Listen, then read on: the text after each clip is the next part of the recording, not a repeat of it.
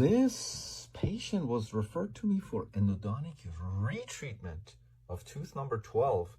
According to the patient, the root canal was done about 5 years ago. The bridge also. So she got the root canal done and then the bridge. And her dentist recently took a PA of the area here, and because she had a little toothache, she said she had it for a few hours and then went away. So her dentist took a PA of this area and told her that her tooth was abscessed and the root canal had failed and needed to be redone. Patient was then referred to me. Again, you can see 1, 2, 3, 4 unit bridge.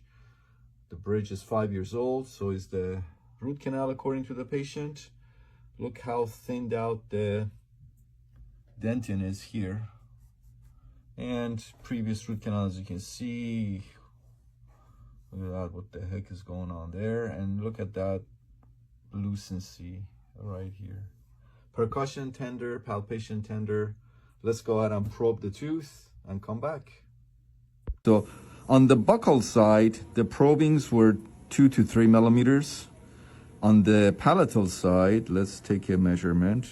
So we got 2 here, and then we just let the probe drop, and there it goes. Oh, I'm sorry. Yeah, there it goes. I can push it and it'll go much deeper if I pushed it right now. Right now is 6 millimeters, but I can push it and it will go even deeper, but I don't want to.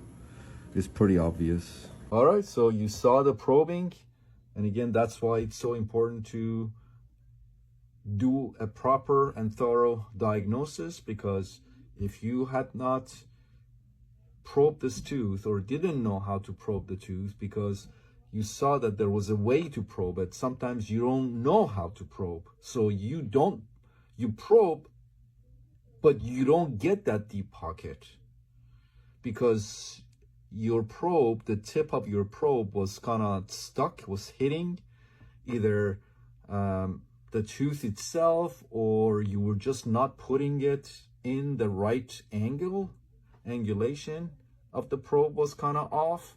So you misprobed, and if you do that, then you misdiagnose, and if you misdiagnose, then you treat unnecessarily. So in this case, unfortunately, the tooth needed to be extracted, of course.